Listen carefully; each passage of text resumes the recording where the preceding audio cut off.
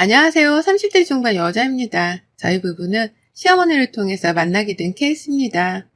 제가 일을 하던 음악학원에서 주부 노래 교실도 있었는데 거기에서 우연히 알게 된 분이었어요. 시어머님은 그 노래 교실에서 굉장히 인기가 많으셨어요. 좀 철딱서니가 없다고 해야 할까요? 굉장히 활발하고 오지랖도 넓고 이곳저곳 참견하기 좋아하고 이 사람 저 사람 잡고 말하기를 좋아하셨어요. 그래서 매일 일찍 오셔서 저에게 말을 많이 걸곤 하셨는데 제가 그걸 다 받아주니까 되게 좋아하시더라고요. 그러더니 제가 마음에 든다며 며느리 삼고 싶다고 노래를 부르시더니 진짜 아들을 데리고 오셨어요. 이렇게 첫인사를 했고 저는 딱히 만날 생각도 없어서 그러려니 했는데 아들이 제 연락처를 물었고 그날부터 계속 연락이 와서 거절하기 애매해서 답장을 했었는데 꾸준히 연락이 오더라고요. 그래서 밥을 한번 먹었는데 어머님이 집에만 오면 제 얘기 그렇게 하셨대요. 아들, 그 선생님이 아들이 말하던 딱 스타일이야. 아들이 그동안 말하던 상이라니까. 라면서 매일 말하시니까 제가 너무 궁금했대요. 반신반의하면서 저를 보러 왔던 그날 첫눈에 반해버렸다고 말하더라고요. 솔직히 저는 첫눈에 반한다는 말을 믿지 않거든요. 외모만 보고 판단하는 것 같아서요. 그래서 한 번 밥만 먹고 연락을 끊어야지 했는데 퇴근이 늦는 저를 매일 데리러 와주는 거예요.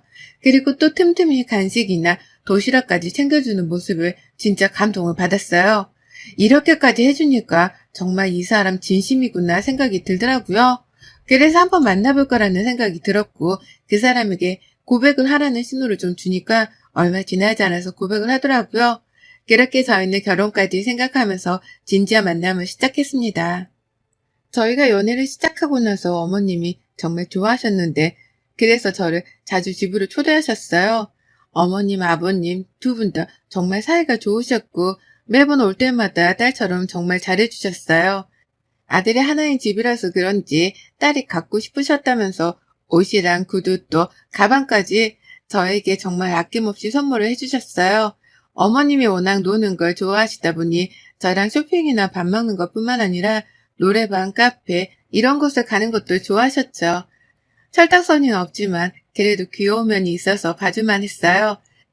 근데 결혼하고 나서는 이게 진짜 불편한 일일 거라 생각도 못했는데 진짜 최악의 시어머니인 것 같아요. 아무튼 저희는 그렇게 1년 가까이를 연애하다 저희 부모님도 남자친구의 부모님도 빨리 결혼을 하라고 재촉을 하시니까 저도 마음이 급해져 급하게 결혼 준비를 하게 됐어요. 아니 정신 차려보니까 제가 결혼식을 올리고 있더라고요. 그냥 무의식의 시간을 보냈던 것 같아요. 그렇게 저희는 시댁쪽으로 신혼집을 얻게 되었어요. 저도 그러기 싫었는데 남편 직장과 가까운 곳으로 알아보다 보니 시댁이랑 정말 가까워졌습니다. 그래서 결혼 후에도 거의 시부모님들을 매일 보다시피 했어요. 그래도 까탈스러운 분들은 아니라서 결혼 생활이 힘들거나 하진 않았어요. 그렇게 결혼 3개월 후에 제가 임신을 하게 됐고 양가 부모님 다 너무 기뻐하셨어요. 그렇게 임신 4개월이 되었을 때 저희 시댁에 또 다른 생명이 생겨버렸습니다. 제게 도련님이 생겼어요. 어머님은 50대 중반이란 나이에 임신을 하게 되신 겁니다. 처음엔 농담하신 줄 알았네요. 정말 설마 했는데 하지만 그 설마는 정말이었습니다. 그때부터 저의 지옥은 시작됐어요. 처음엔 신경 쓰지 말라고 하시더니 병원에서 몸조리 하라고 하셨다면서 저를 불러 청소, 밥, 빨래를 부탁하셨고 자기도 젊었을 땐 아기가 있어도 다 했다고 게다가 어차피 청소기랑 세탁기가 다 알아서 해주니까 괜찮지 않냐면서 말씀하시더라고요. 저도 임신했는데 진짜 너무한 거 아닌가요? 나이가 많으신 분이 임신을 해서 더 힘든 건 알겠지만 임신한 며느리를 이렇게 부려먹어도 되냐고요. 정말 속상했어요. 그렇게 남편에게 털어놨지만 남편은 그거 하나 못 도와주냐며 지 엄마 흉봤다고 엄청 기분 나빠하더라고요. 진짜 너무 속상했습니다. 그런데 뭐 어쩌겠나요? 임신해서 잘 못 움직이시니까 시어머니를 챙겨야지. 안 그럼 책 잡힐까봐 거의 시댁에서 지내면서 어머님과 제 몸을 챙겼어요. 그러다 제가 병원 가는 날짜가 다 돼서 어머님도 같이 가자고 말씀드렸더니 그건 도저히 안 되겠다고 말씀하시더라고요. 며느리랑 시어머니가 같이 임신해서 병원에 간다고 하면 사람들이 욕한다며 끝까지 병원을 혼자 가셨어요. 심지어 어디 병원을 다니시는지도 절대 안 알려주셨어요. 아버님도 어머님도요. 아기 초음파 사진을 계속 보여주는 걸 보면 병원 다니는 것 같은데 끝까지 안 알려주시더라고요.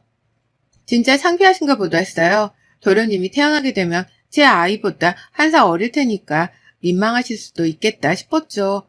그렇게 시간이 지나서 제가 출산을 하게 됐고 몸조리를 하기 위해 2주 좀 넘게 병원과 조리원에 있다 친정집으로 갔습니다. 그런데 몸을 추스려야 하는데 자꾸 시어머님이 자기 힘들다고 시댁으로 오라고 하는 거예요. 어쩔 수 없이 시댁으로 아이를 안고 가서 또 집안일을 해드렸어요. 그 후 저는 발목과 손목뼈가 나갔고 허리 디스크까지 생겨 엄청 고생했어요. 갓난아이라 해도 무게가 있는데 하루 종일 안고 집안일을 하니까 몸이 나만하지 않더라고요. 저희 친정엄마가 진짜 속상해 하셨는데 엄마가 오셔서 저랑 시어머니까지 뒤치다꺼리 하게 하고 싶지 않아서 진짜 힘들어도 꾹 참고 버텼어요. 어머님이 출산하시면 바로 도우미분을 불러야지 그거 하나만 보고요. 그렇게 버티고 버티다 출산할 때가 다가왔는데 시부모님들께서 2분만 가시겠다고 아이도 있는데 오지 말라고 집에서 쉬라고 병원에 절대 못 오게 하셨어요. 그래도 같이 가려고 했는데 오지 말라고 하시니까 그래 이때 쉬자 싶어서 따라가지 않았어요. 그렇게 아기가 잘 태어났다는 연락을 받았습니다. 어머님 역시 수술이 잘 됐다고 말씀하셨고요. 그리고 2주 뒤 조리원을 퇴소하시고 집으로 돌아오셨어요. 그때부터 전 2명의 아이가 생겼습니다. 어머님은 누워서 TV만 보면서 절 부려먹었고 심지어는 제가 집안일을 하는 사이 저 몰래 밖에 나가서 놀다 오신 적도 있었어요. 10개월을 꼽아 괴롭히더니 제 아이라도 힘든데 도련님까지 독박육아를 시켰습니다. 어머님이 기운이 없다고 모유도 안 주셔서 제가 저희 아들 먹일 모유도 부족한데 도련님한테까지 모유를 나눠줘야 했어요. 어머님한테 모유수를 좀 해달라고 말해봤지만 늙어서 모유가 안 나온다. 네 걸로 먹여라. 라고 말씀만 하시곤 계속 도망다니셨어요. 점점 심해져 나중에 아예 새벽부터 나가서 밤 늦게까지 안 들어오셨고 술까지 드시니까 모유 얘기는 더 이상 못하게 됐어요. 결국 모유를 너무 무리하게 빼다 보니까 전량이 부족해져 저도 더 이상 모유수를 하지 못했어요. 저는 아들한테 올해 모유수를 해주고 싶었는데 너무 속상했죠. 그렇게 하루하루 4개월가량 거의 쉬지도 못하고 2명의 아이를 돌보며 독박육아에 허덕이며 지쳐가고 있을 때 저는 아이들을 재우고 시부모님들의 방을 치우고 있었어요. 빨래와 올뚝과 외투들을 정리하고 있었는데 아버님의 외투 안쪽 깊숙이 하얀 봉투가 하나 나왔어요. 그래서 이게 뭐지 하고 열어봤는데 거기에 적혀있는 내용을 보고 전 제 두 눈을 의심했어요. 친자 확인서 한 장과 각서였는데 친자 확인서엔 제 남편의 이름과 도련님의 이름이 적혀 있었고 각서엔 아버님의 글씨체로 5천만 원을 받고 모든 친권을 포기하고 앞으로 우리 앞에 나타나지 않을 것을 약속한다.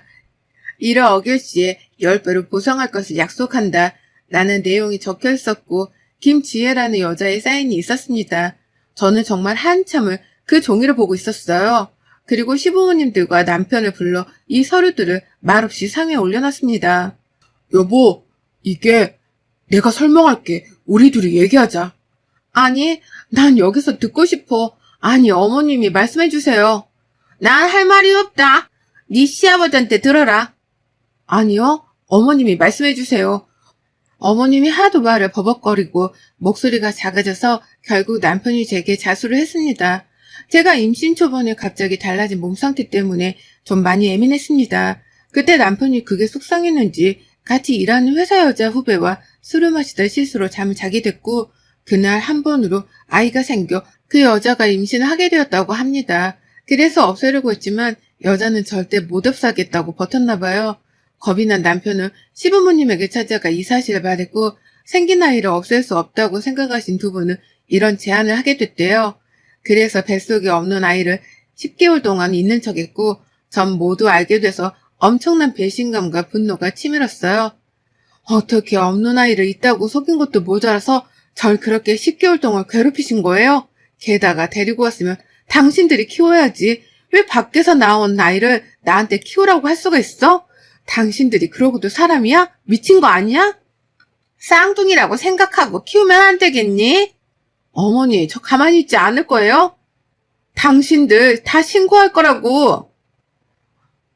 어떻게 손자를 아들로 진짜 말이 안 나온다.